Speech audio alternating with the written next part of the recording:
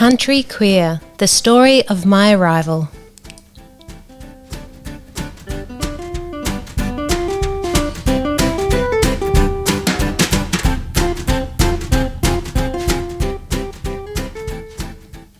Hello everyone, welcome. We are here on Signpost for Living with Dr. Kirsten Hunter, and we are here with my dear friend Cam Reid. Hello. Good evening, how are you? I'm very well.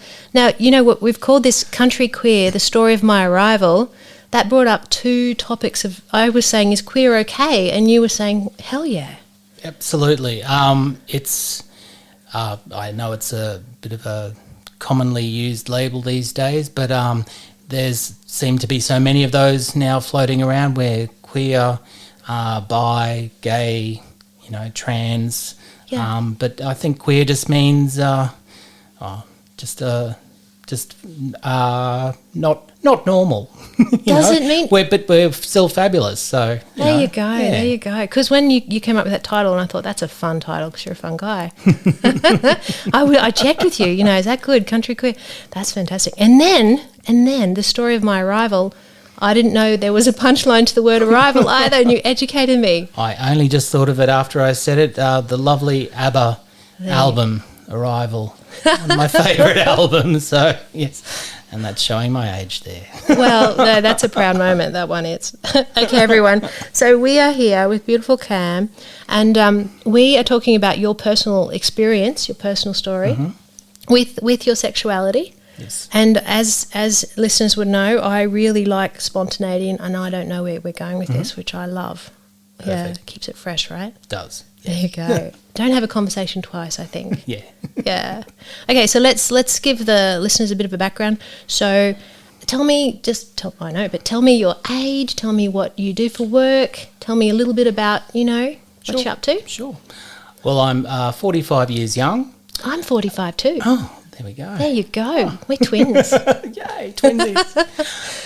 I currently work in insurance as a broker, which is probably the last thing I thought I would ever do. If you'd asked me that question 20 years ago, even 10 years ago, I wouldn't have told you this is where I'd end up. But it's now coming up to 4 years and successful in doing that, and actually really enjoying it, surprisingly. Surprise, you never know. And you've got really great attention to detail. You love grabbing your all of the tasks, taking them through to fruition, so you've got what it takes, no question. But I must admit, it does sound like a bit of a conservative world, or I wouldn't say boring, maybe.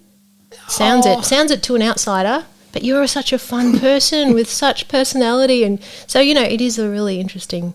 I mean, there's boring people in all forms of occupation, and yes, really there's probably more in ours than you would find anywhere else in the finance world. But it's also good. I do speak to a lot of underwriters and people from different companies, and you do get the younger crew coming through, and they're often more relatable and a bit more fun than the old. And it sounds like I'm absolutely just slamming them. I don't mean to be doing that. But you used to be a dancer, right? I did, because that's just what I loved doing. Yeah. From a very young age, 10. I was 10 when I first started doing dance, and growing up in the country, boys didn't dance. There you go. So let's talk. We're in Australia, for everyone who's listening and who's not in Australia as well. Whereabouts in Australia are we talking? Broadly speaking. Broadly speaking, we're talking country Queensland here. Yeah. And back in the 80s, this was boys just didn't do that sort of thing. Boys played sport, and the girls were happy to be the dancers. But I fell in love with it. My sister was dancing at the time. I was there watching one of her classes one day. I was mimicking what they were doing up the back, and the dance teacher said, "You can come and join in if you want," and that was it. So I was hooked from that. Oh, isn't that so lovely? The dance teacher saw you up the back, craving to get in there, doing your moves out the back, and said, "Come join." Yeah, and that was the beginning of. When was that, 10? So a 20-year career Obviously not full-time dancing that whole time, but I did get to go to university, and I did get to work down in Sydney, and I got to tour around a little bit around the world as well, so I got to travel through it, and yes, when my body was still able to support such treatment, I had a great time. Had an excellent time. And obviously, as you get older and you leave home, you can do whatever you want. So that's when I took up ballet, and because I wasn't allowed to do it while I was still living at home. What sort of dance were you doing? I was allowed to do jazz ballet or modern dance. So you were allowed to do jazz and modern, but not ballet? No. Because you're a boy? Yes. And then I was just able to do tap dancing when I was about 15 and 16, 17, while I was still living at home, although it wasn't my favourite form. And it actually turned out once I started doing classical ballet, I was actually quite good at it. So yeah, I'm more annoyed that I hadn't started years Isn't that just earlier. Appalling that you didn't have the freedom to choose what sort of dance you wanted to do. Yes, because society did not allow that where I grew up. So the community, the dance school, the family? More family and what they saw,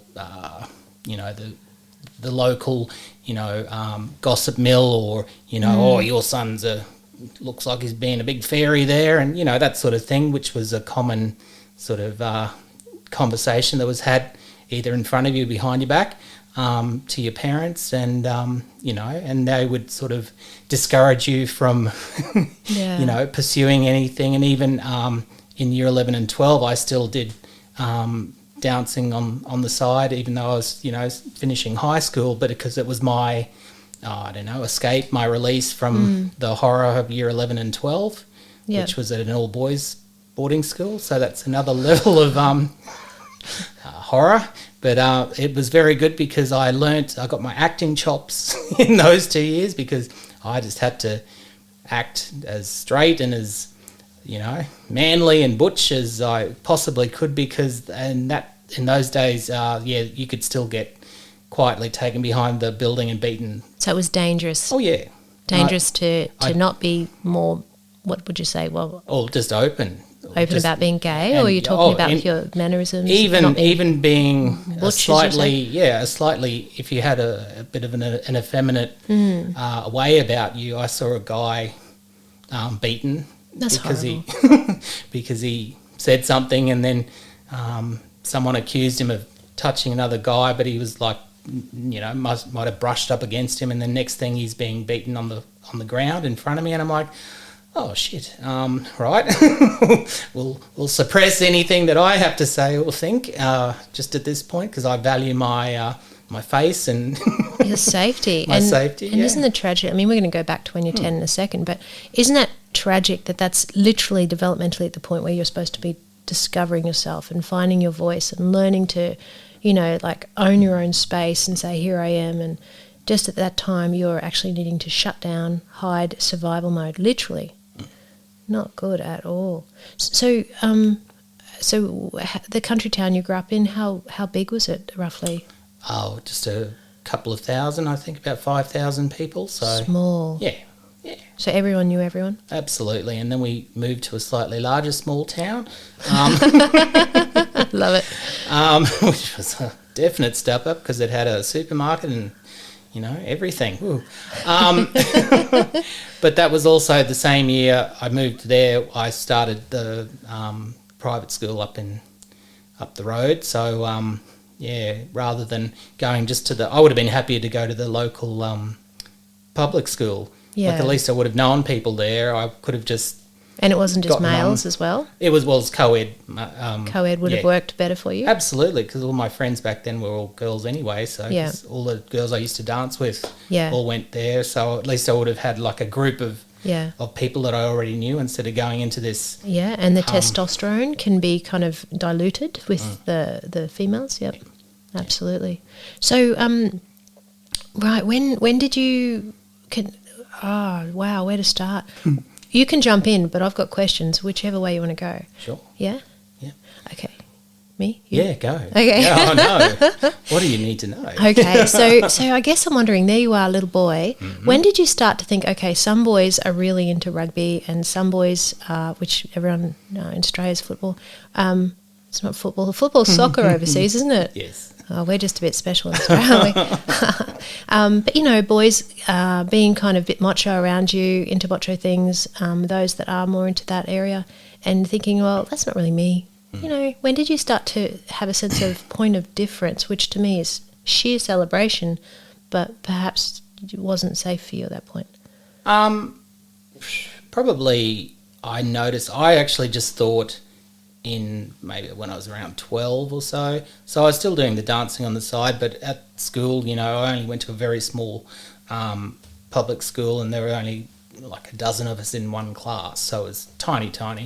And, you know, I had my school girlfriends and that sort of thing. But I was always a shy guy around, you know, girls. I was happy being their friends, but then, you know, if we hold hands, I'd almost feel uncomfortable. Yeah. And I just thought I put that down at that point. Oh, you're just shy. You don't know your way around. Just inexperienced. Girls and, you know, type situation. And it wasn't probably until the next year when I went to high school and then you see, because you're in year 8, so you're literally 12, 13, and then you've got 17-year-olds. So you've got developed people and you sort of see them and you're like, okay, and then that's sort of when I think your brain also starts to go through the puberty changes and Sure.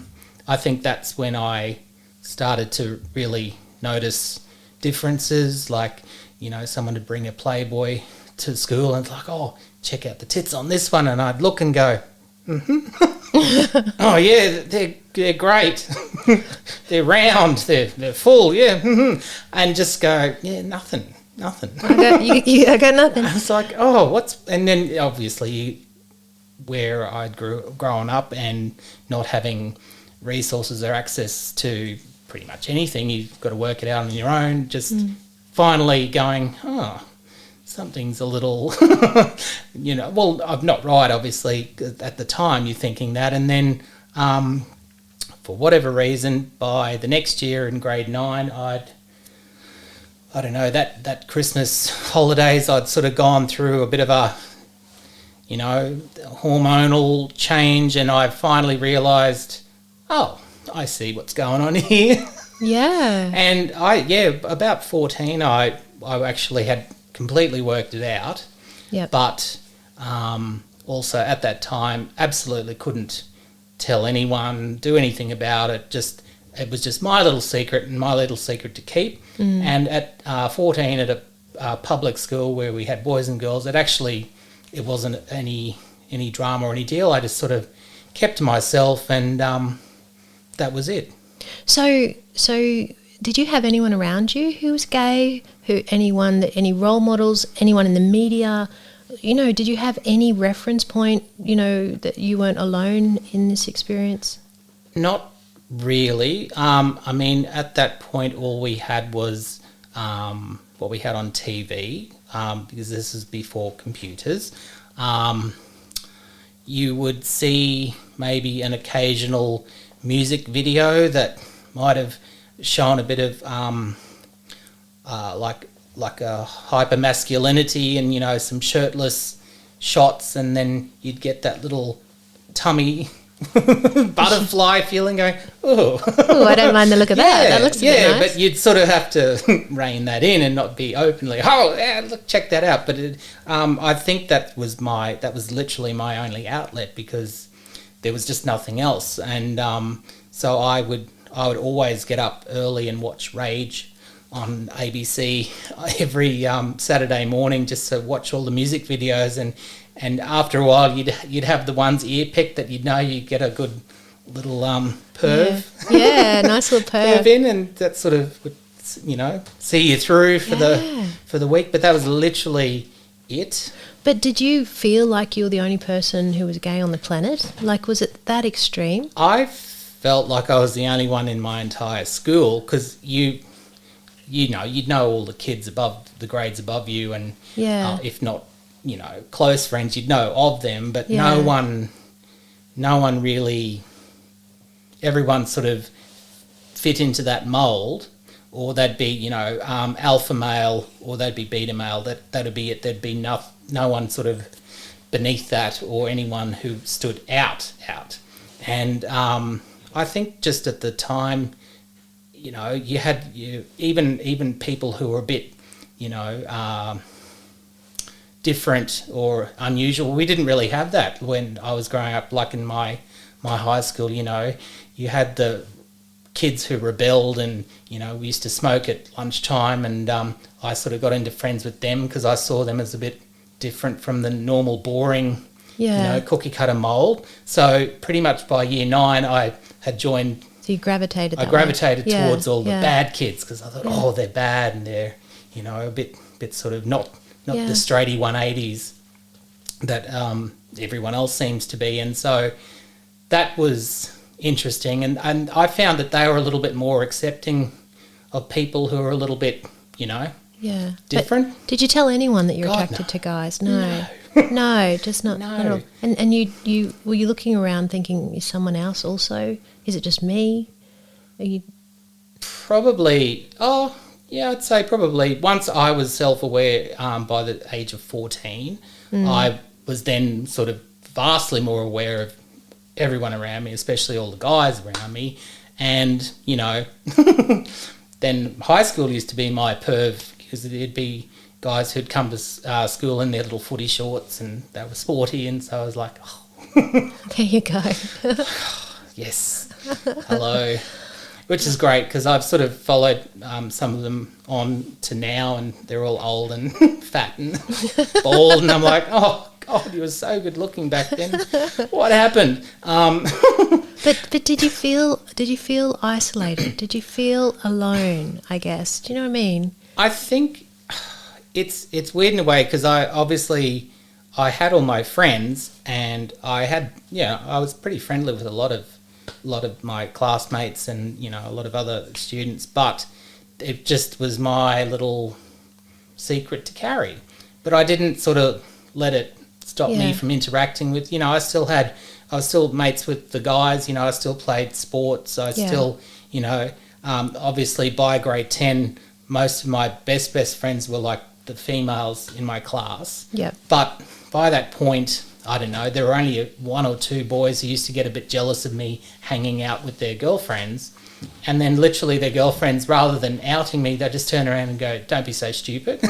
Leave him alone. Yeah, definitely. Which was, I don't know whether it was that was their realisation. I didn't want them for that thing. I actually enjoyed their company. Sure. So. And what's really sad there is, the last statistic I saw, and I don't know if it's correct, is that roughly 5% of the population is gay, but I don't think that's correct now, because I think there's lots more scope with regard to what we mean by, our sexuality. So do you know what the stats are on that? I don't. It's the last I heard. So, that means that there's, all these other kids that were going through the same experience as you, but on their own. And, I just don't think that's very obviously healthy. That was normal to you.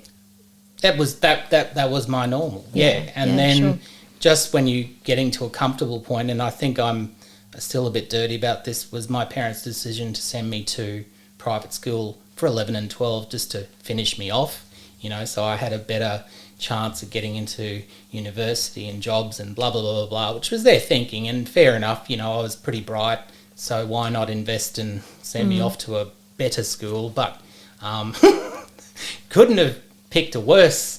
So tell me about that. Tell me what was tough about grade 11 and 12. As you said, just a bit scary with regard to being different. Absolutely, and then going to a completely new school, not knowing anyone, being the new kid in year 11 while all the others have been friends since, year 7, 8, all the way through. Yeah. And because I knew I was carrying a big, dirty secret around with me. You thought it was, yeah. I was like, okay, I can't possibly be even. I realised how normal acting I was back at public school. Yeah. And then when I went there and just saw the environment, I'm like, oh, and just probably went really into my shell and wasn't as outgoing or chatty or, happy or anything. And then for not the same reasons, but a group of day boys decided to single me out in year 11 and, they just made my life hell for like the whole year. Really? Yeah. So you were bullied? Oh, yeah. That's horrible. Yeah. Yeah. But, and it's quite ironic because, part of the bullying was, oh, you fag.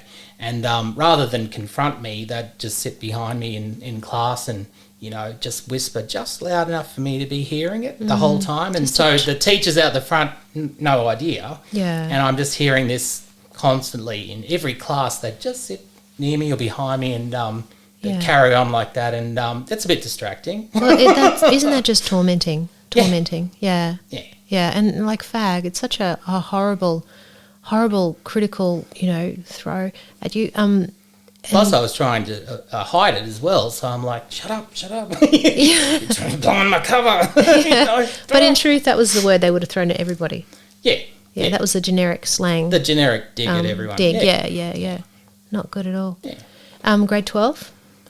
Funnily enough, they stopped it after that year. It might have also had to do with we had a change of headmaster who had actually expelled a couple of students for bullying. Great. This one poor guy who I actually befriended, he was bullied worse than me, which I was like, wow, that's harsh. I think he's got a bit physical. And, they expelled like about 3 or 4 students for bullying him. Yeah. But he left, obviously. Yeah. And, Very sad. Yeah. And so were you dancing throughout the grade 11 and 12? Were you worried that they would find out you're dancing? The head bully did, because I used to dance locally, so we'd get our photo taken in the local paper. Right, and he brought a photo of me out of the paper one day, and there's me in a sequin top and black pants doing a little move, captured. And he went to show it around to everyone to go, oh, look at this. And he didn't get the reaction he got. Half of them didn't care, and the other half went, oh, that's really cool. Oh, good on him. So it's like... Yeah, survived. Yeah. So that was really good, but yes, that still I didn't bring out the flag and start waving it or anything like that. I was just like, oh, good, you're not all arseholes, so... Yeah. And did you think that at some point you would come out? At some point you'd be open, you just need to get through schooling? It was always my plan. Yeah. Like at the end of year 12 when we're deciding to go to university, we got a choice of 6 choices or something like that. I don't know, it was a long time ago. And every choice I chose a Brisbane-based university. And my mother, before everything happened, said, oh, why don't you choose something up in Toowoomba? Then you can live at home and commute. You're thinking, you have no idea. There's nothing... You've already put me through 2 years of hell. That would just be prolonging that. Yeah, no, I'm getting into the city. Okay, and so during that school years, had you contemplated coming out to your family? No. And for very good reason, because every year, obviously, the Gay and Lesbian Mardi Gras would come on TV in some form or another. Yeah. Probably less... I don't know when it was first televised on actual TV. I can't remember the year, but they always would show a little a news clipping, news flash of it. Oh, the Gay and Lesbian Mardi Gras, and every year my father would go, oh, fucking, they should all be shot and put on an island. So that was the growing up environment. So it's like, well, we're probably never going to have that conversation in any time soon. So that was also...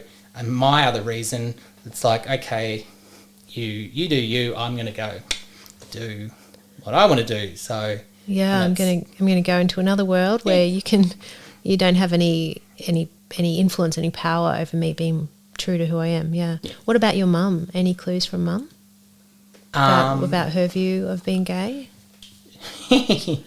She She found some magazines that I had collected in my adolescent years. You did well finding them. How'd you get them? No. They used to sell them at the news agency. So it was called. There was one publication called Outrage, and there was another publication called Campaign Magazine, and they just used to be like obviously gay lifestyle magazines. And I found one day and was just like, oh, wow, this is great. So I used to get on a bus, go to Brisbane for the day, buy my magazine, hide it somewhere, bring it back, and then I could read it at my leisure. How many hours was the bus? Oh, roughly an hour and a half. So you jump on an hour and a half bus to buy some magazines and enjoy Brisbane. Yes. The city. Oh, there you go. So what happened when Mum found these magazines? Well, she threw them away, and she said it was probably just a phase I was going through. Really? Yes. We'll just push that right under the rug. So I'm like, okay, but so I didn't realise, her real true stance on it, but I was still more concerned with Dad ever finding out. So right. Okay, so then 18, finished school. Anything else you want to give some? No, that's literally we've moved right up to there, and I nothing. That's what I mean. Before 18, my life was boring. Like it was such a nothing. I wasn't allowed to go to parties. I did my homework. I still did dancing, even though they threatened to like pull me out at in year 12. I'm like, no, I need that. Yeah. Don't take that away from me. I need that. And it was literally, and even when I first moved to Brisbane, I was still 17 for 6 months. So I just had to quietly sit and go to uni. And So what was the next chapter of life for you? Turning 18. Turning 18. Your eyes lit up then. It was, yeah. So my best friend who I used to dance with growing up, I was up at her 18th in August. Mine's in July, so we were both 18 by that time. And we were just driving around, and while I was up there one day, and she just said, oh, look, I've got something I want to talk to you about. And I was like, oh, okay. Yeah, I probably have something I need to mention to you too. And anyway, she said, oh, I just want to let you know I'm gay. And I said, oh, so am I. Anyway, I was driving, so I drove over the side of the road. I parked safely, and then we just had a big long hug, and I think we might have had a cry. And I was like, "Oh my God, I wish you'd told me this years ago." How long? How many years had you known her? Since we were both 13, we were the same age, so since 13. There you go. And she had a girlfriend in high school.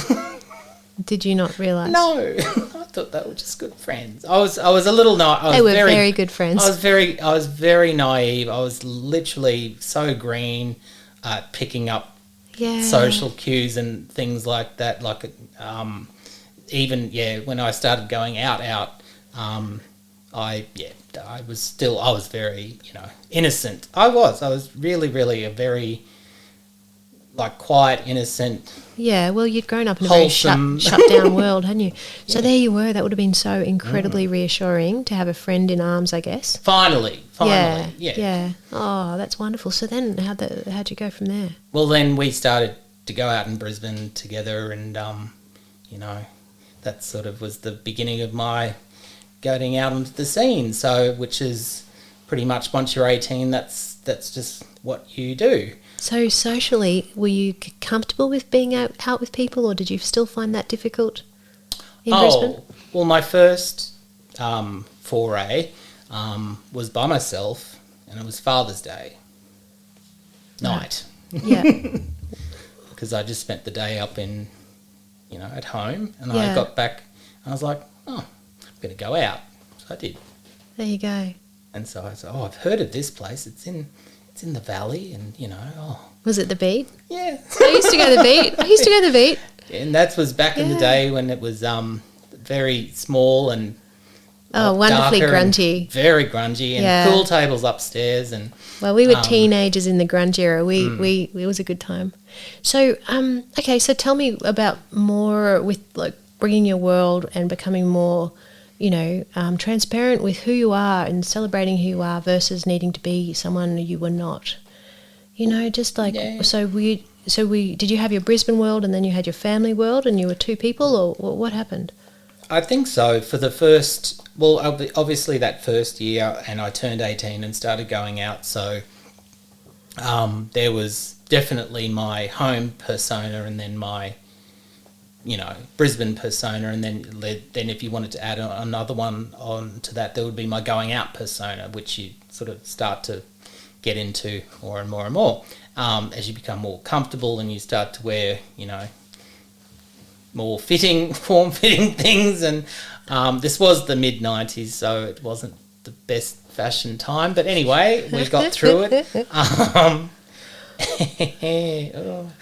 What images have you got there? No, that's the thing. I'm glad that you literally had to have a camera, like an actual, with film or something like, there weren't, you couldn't take your phone out and just go snap, snap, snap. Minimal evidence. Yeah. So there's a couple of, and the shots that lasted or have, I've seen since, I'm like, okay, I can live with these. There you go. They're okay, because I was only 18 or 19, so I look terribly young.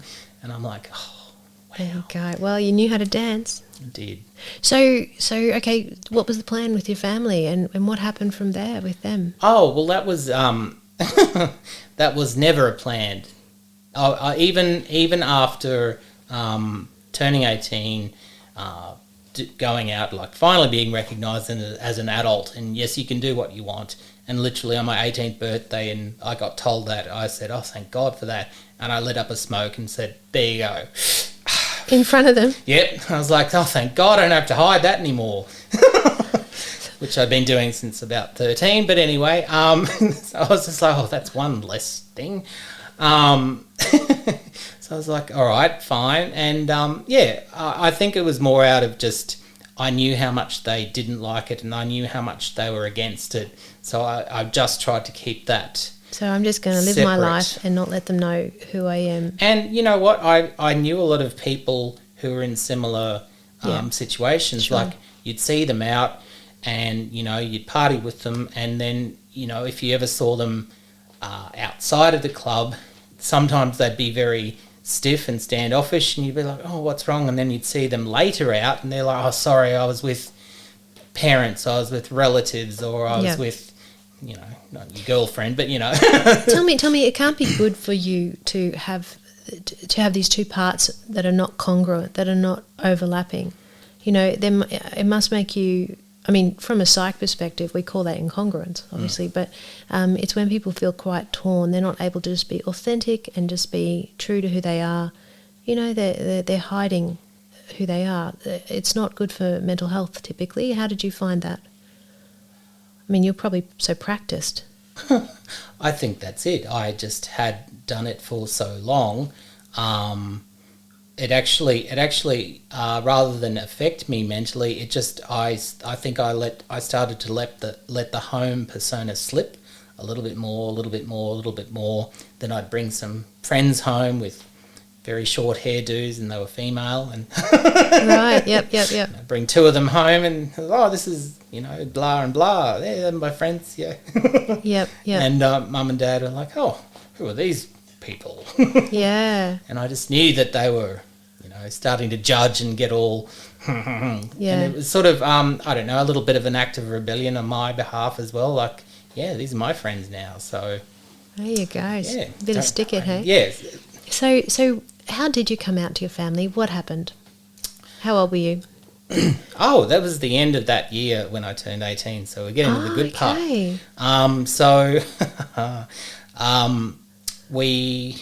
I was living in Brisbane and I had just moved out of the house that I was in because the people I was living with had moved on.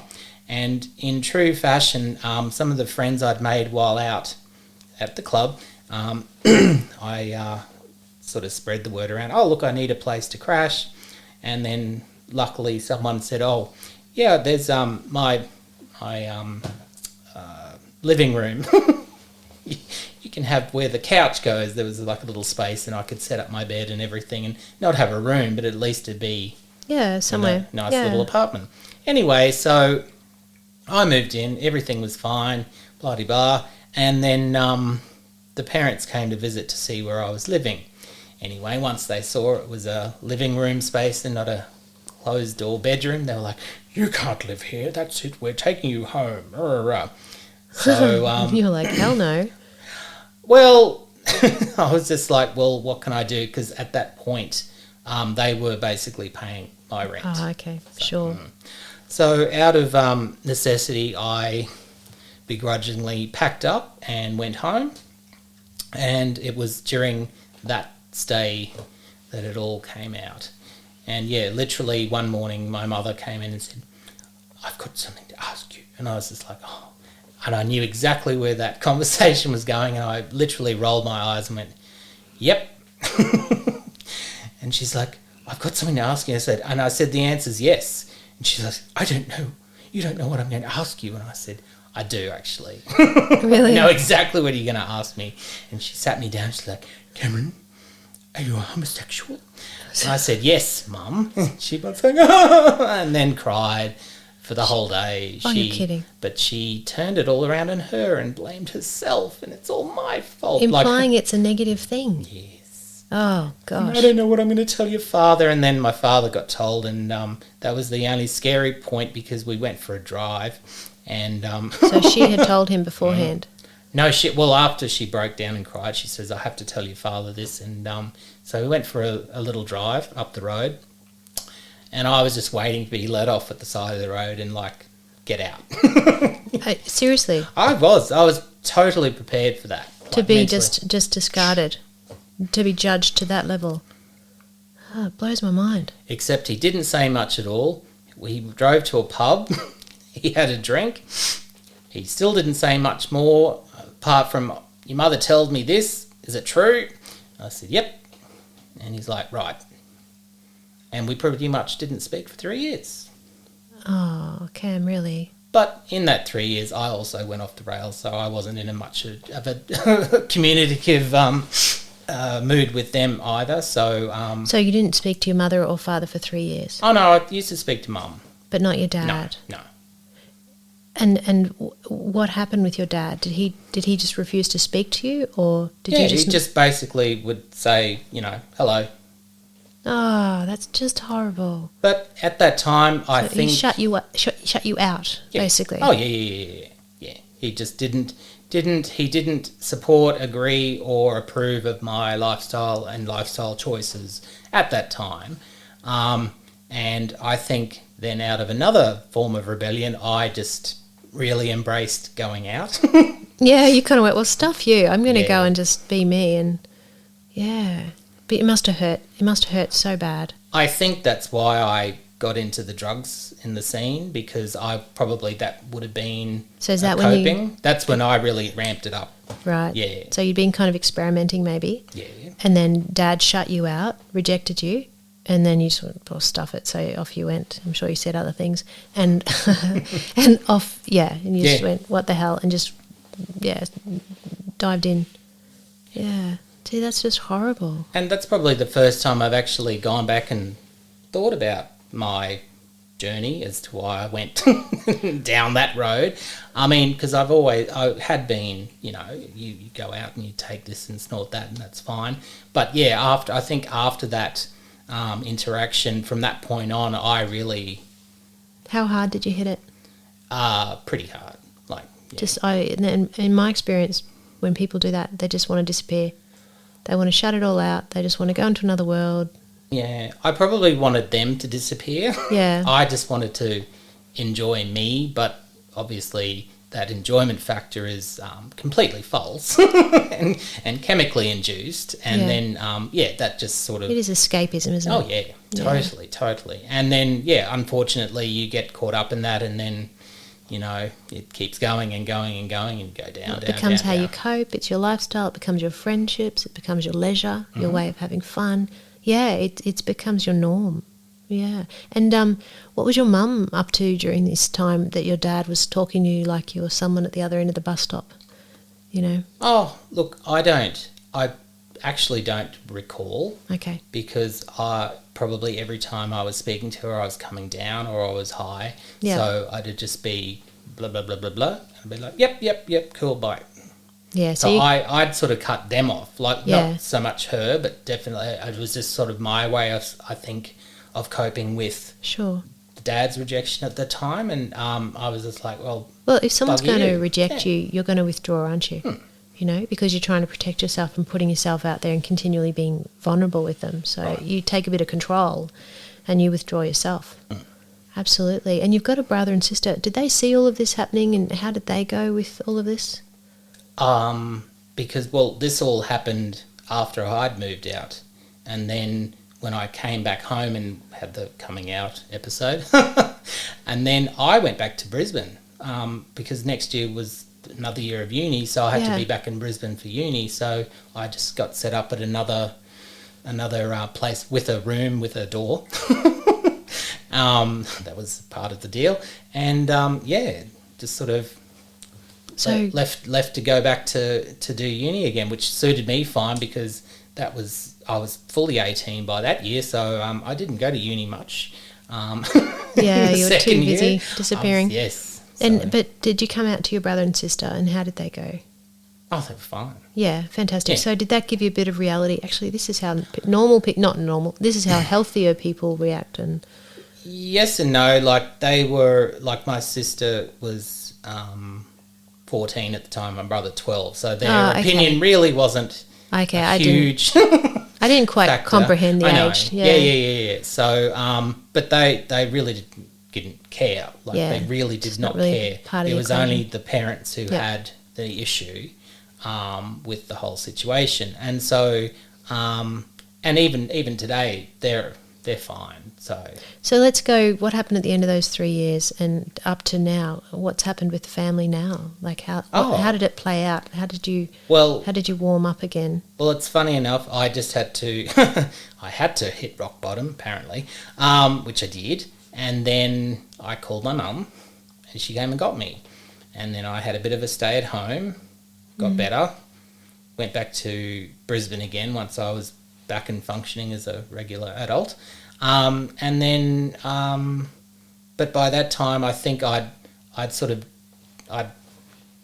gotten out what I needed to get out, or I needed to do. Like it didn't, because a lot of people would relapse and go back, and because that's just what people do if they're addicted. And I don't think I was ever addicted. It just became a thing. And I just, once I'd gotten off of it and better, I was just like, I'm okay. I'm functioning. I'm good. Yeah. And I think that also we mended a bit of our relationship as well. Sure. Because I was truly, just. Yeah. I said to them, I was done. I think I'm good now. So, and so that kind of created a bit of proximity to help the relationships heal. Yeah. And did you get some messages from them of acceptance at some point? Not really. I mean, probably more acceptance of we love you, just to let you know that we love you.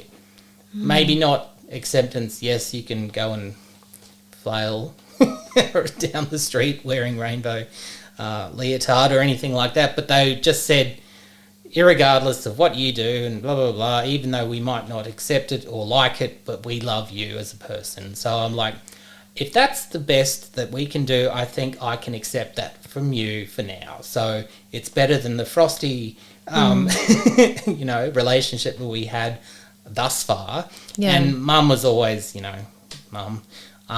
But yeah, I think that sort of was the beginning of the turning point for my dad, and he became less angry, less sort of, gruff. He was sort of a bit more relaxed. And then I had my first sort of, proper relationship with a decent guy, and they got to meet him, and he owned a successful company and drove a BMW and treated me for everything, and there you go. Suddenly it was all accepted, and I'm like, are you kidding? That's all it took. Are you actually kidding? What? They they became accepting at that point because you're with someone that was deemed more, Yeah. impressive, I guess. Well, yeah. Well, up until that point, I hadn't had a great Right. batting average. So this was a huge step up from my previous Yeah. fellas, and I do agree looking back on it, and that was also probably a good thing for me because that was a stable relationship, and I just turned 21, and so we were together for like 4 or 5 years, and that was a really good time for me to finally develop myself as a person and who I am and what do I want and what am I all about, and and he was 10 years my senior, so it was good. He sort of was a very stable fixture, and I think that's exactly what I needed for that period of life. It also was expanding their experience. Hey, here's this other guy, and he's in a relationship with our son, and this is who he is, and normalizing. Yeah, just expanding them. And that partner at the time, he was probably the closest thing to normal that they had ever experienced. So that's probably also why they were more accepting. And did you find it okay to kind of, as you say, I'll take this. This is pretty good for now. Could you move forward, or did you have much scar tissue? Did you have resentment? No. I'm pretty good to forgive, especially family stuff. Just that's how I am. You're beautiful. Thank you. It was just such a turnaround just for everything, like my own life as well, like my own personal life. It was finally healthy. I was going to the gym. I was, living in a nice house. We was in a stable relationship. I was, learning about worldly things, and I got taken to England for a holiday. Why not? Why not for my 22nd birthday, which was fantastic, and it's like, this is what normal life's all about, which is actually bad because after we broke up and I had to pay for everything myself, it was a bit of a reality. It's like, it costs how much? What? Damn. There you go. Not earning enough. But anyway, it was, like I said, it was just a beautiful, I think, transition from where I was at to somewhere nice for once. And, So years after that, were you ever with Dad when there would be another historical trigger, like the Mardi Gras come on? Would you ever be with Dad and just you'd find yourself looking at him and going, so how you going now, Dad? Have you where's your view now? Did you get to see evidence of him waking up and growing and realising, not to be so judgmental? And sorry, I put you on the spot there. No, he's like, it's just because I see him. He's born back in the 40s and is of that generation. And of country generation as well. It just wasn't the done thing. Yeah. And if it was, and it's funny because I know it happened back then because I've met my grandmother's favourite cousin, who was a window dresser for David Jones in Sydney, who lives with his friend down in Sydney in a very nice place. And I got to meet him at my nana's 80th birthday party, and I'm like, so you're that one, are you? That's nice. So I was like, okay, so it was always around, they were always around, but it was just wasn't spoken about, and it was just. So you've got a very compassionate view there, where it was very much a function of the world that your dad grew up in. I think it's valid, and I think it's very, very beautiful again. It's a very compassionate view. So just as we stand of today, we have a great relationship.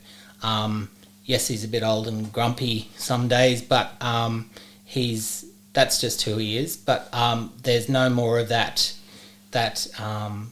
outward animosity, or I wouldn't go as far as hatred, but just you can feel a very negative vibe off of him like he used to, and now it's just like he's just happy that I'm happy and successful and working, because he's a simple fella. That's all he ever wanted. Isn't that beautiful? It's just I threw the gay thing at him, which sent him through a bit of a learning curve. Yeah. But it was a learning curve for him. But it's a learning curve for everyone, wasn't it? And they're all different directions at the same time. What about Mum? She's been a lot more accepting outwardly, but it's funny because she did mention one time when I was going out with a nice partner, if we were going to sleep over at home, we would have to sleep in separate bedrooms. And I'm like, how old were you? That was 23, 24. Really? So I think I was like, okay, you're accepting up to a point. Sure. And then anything beyond that is just going to push it a bit too far. So obviously we never stayed overnight. We always went home. But I just find that ironic because then, you know, my brother could have the local trollop over and that'd be fine.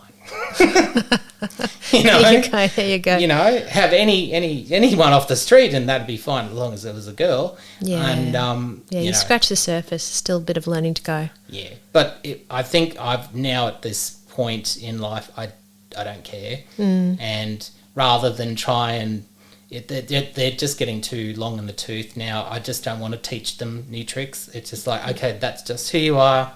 I'm okay with that. I can live within those boundaries. You know, it's not impinging on my life. It's just like, okay, that's all right. You know, I really love your story. I do. I know it sounds really cliche, but I do. I do. You know, here clinically, I have a lot of teenagers that come in, and in amongst other issues, you know, they're presenting with mood issues, depressive issues, body issues. They say, hey, and I'm gay, but I've told my friends. Typically, but I haven't told my family yet. And, you know, and then it's that process of really supporting them. And sometimes they actually want their parents to come in and they actually tell the parents in the room. And, you know, it's really about helping them feel comfortable that, you know, I mean, it's probably going to be okay. I hope it's going to be fantastic, actually, you know. Give your family an opportunity. But if there are some issues, we're going to tweak them, we're going to work them through. We're not going to let those issues stop us from developing, you know. And so you had big issues, big ones. And, you know, it's also a point of time. We were talking earlier before we started chatting that, you know, what's it like to come out now versus, you know, 30-something years ago, was it? It feels like it. It's 100 years ago. You know, how is it different? It's a really interesting question, but it's still hard for some families. I think now it's totally to do with where you are geographically. Still, I mean, the city kids, I think, might have it a little bit easier, but then you've also got the nationalities of the parents and the families and, you know, different ethnic groups still treat it like an absolute taboo, like maybe some of the Middle Eastern places. I know they still will condemn you to death if you found out as being gay over in those countries. And so that's still horrifying to know that that's still a death punishment. So I mean, and so there's still a long way to go, but I think in general and social media, I mean, everyone's so much more connected now, and I think there's a lot more outlets, especially instead of waiting to go to school or watching Rage every Saturday morning. I could just jump on the internet now. And there's so much support groups, and there's so much, you know, like chat rooms we can get together and go, where are you at? We're at the same place, supporting each other. It might be someone from down south, it might be someone from overseas, but it just, you know, someone I could chat to and relate to. And back in my day, you had to write a letter. Yes, there you go. And hopefully no one would read it. The post was probably more reliable than now, though. So what would you say to young people at the moment who are in that situation? You know, they've kind of found their feet, worked out, hey, you know, I'm straight, I'm gay, I'm somewhere in between, but they're scared to come out. What would you, any words of wisdom there? Well, as you can appreciate, every person's situation is completely different and specific to them. So they know the people that they're dealing with in their family and in their friends, and I think if they're good with themselves, that's already thumbs up, like fantastic, good on you. It's the first brave step for many brave steps, and it sucks because it shouldn't have to be a brave step. It should just be like, it is what it is, but unfortunately we're getting there slowly, but it's not. Probably having your friends, like I obviously came out to my childhood friend in the car when we were 18, and that was fantastic. But if you're a bit younger, usually you've got a couple of close friends and people who you can trust, who you know aren't going to find out and then go and tell everyone behind your back, or because there are people who are just strangely nasty like that. Just having the people you trust the most in your life, let them know, get that sort of support happening, rolling. absolutely. And then once you have that support, it actually bolsters you a little more, and then you get to a point when you're so bolstered you don't care, and you get to a point where you just actually don't care people's reaction at all. And if they have a negative one, you're just like, it's your loss. I love that. It's your loss. It's not mine. It's yours. And all right, that's fine. You just build. You just got to build up to that place, don't you? Yeah. Step by step. That's it. Yeah. And if you can't, if you do it, I think before you're ready, it can probably, not go as well, because you won't be mentally prepared or emotionally prepared. And if it does not go swimmingly or positively, that can really maybe push you back a few steps, and and you don't want to be going backwards. No one needs to. No, you've got enough to go forwards. Yeah, you don't need. We'll tell you what. I really enjoyed our conversation. Thank you. I could keep talking. Yeah. We will keep talking, won't we? Yes. Yeah. Oh no, that's fantastic. And I really hope that this has been really helpful for people who can relate, who, from whichever vantage point they're coming from, because there's so many. There are. Thank you, darling. Yay. You're adorable. My pleasure. Okay, everybody. So if you want to catch me, my website is kirstenhunterauthor.com. My Facebook page is Kirsten Hunter Author. Have you checked out any of these? Instagram handle, Kirsten Hunter Author. I'm on Twitter, Kirsten Hunter AU. YouTube channel, Psych in Your Car. And we've got more podcast episodes that get dropped every Sunday.